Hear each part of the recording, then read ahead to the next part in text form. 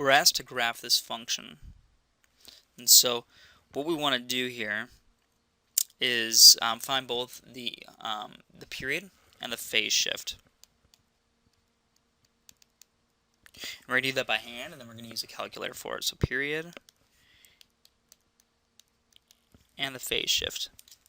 So let's go through those.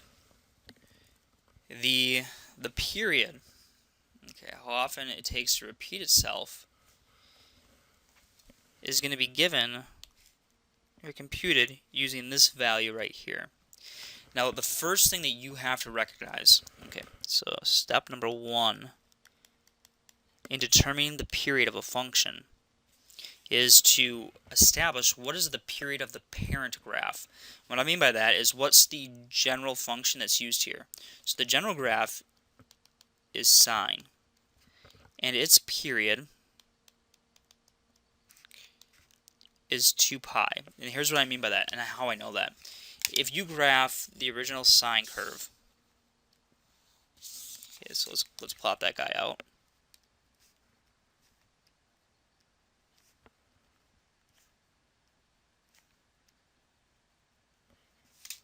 Extend this line a little bit here. Here's 0. Here's pi over 2. Here's pi. Here's 3 pi over 2. And here's 2 pi. So to complete one full cycle, okay, I'll put the word cycle in here. To complete one full cycle, it took me 2 pi. Now what we're going to do is we're going to take that 2 pi, which is our period. This is our standard period for the sine function. And we're going to do the opposites of what this thing over here shows me. So it says I would normally divide by 2. So instead I'm going to multiply by 2. Because you always do the opposites of what's inside here. So my new period is going to be 4 pi. What that's going to do is that's going to stretch, that's going to pull my graph. It's because what this really is, this creates what's called a horizontal stretch of the function. So everything is going to pull this way. Okay, the further away it is, the further away it's going to pull. So what's going to happen is this guy is going to stretch all the way out to 4 pi instead of 2 pi. So my period here, let's erase this up here so I got a little bit more room.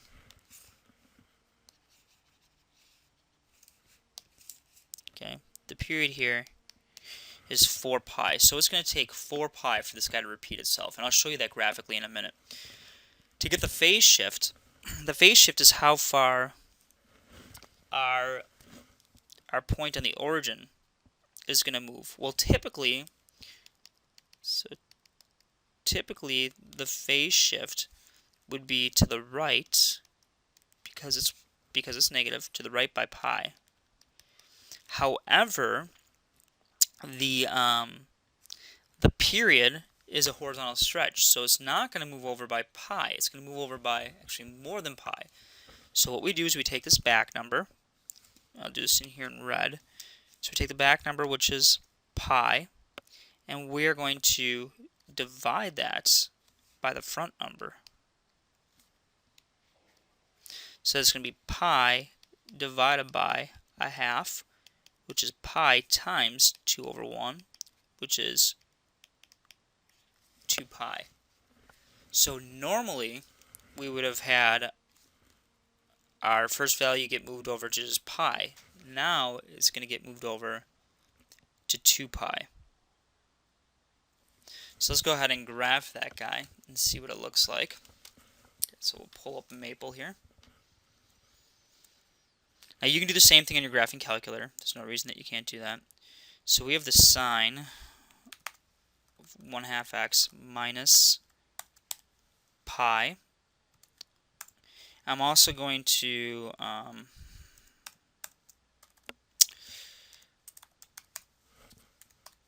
put in the plot of the original sine function.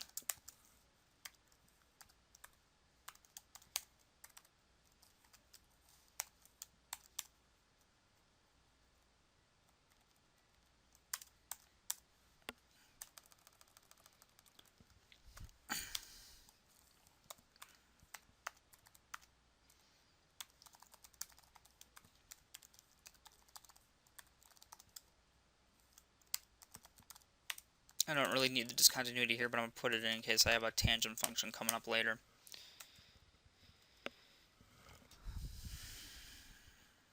Okay, so let's just go back. This is the normal sine function. Now what we're going to do with that function is we're going to stretch it out. Okay, so, oops, yep. Actually, I'm going to go like this. Okay. I'm just going to move this out to 4 pi so that you can see it. And now what I've got is if I graph A and B at the same time,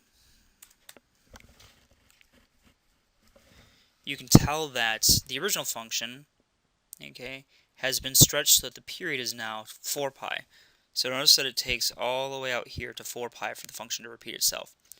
The second thing that occurs is we've got a shift of 2 pi.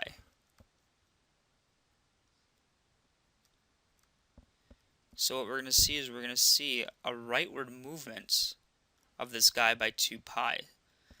So okay, so first the period, okay, is 4 pi. The second thing is typically we'd be going from 0 up.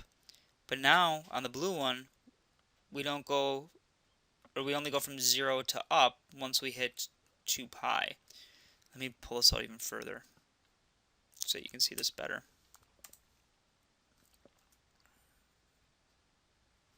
So here's that blue graph. I want you to notice that the original red graph started at 0, went up, then down, and then up to 2 pi. The blue graph now does that when it starts at 2 pi. So at 2 pi it goes up, and it goes down, and then back up again. In fact, let me do this for you guys to show you just a little bit better.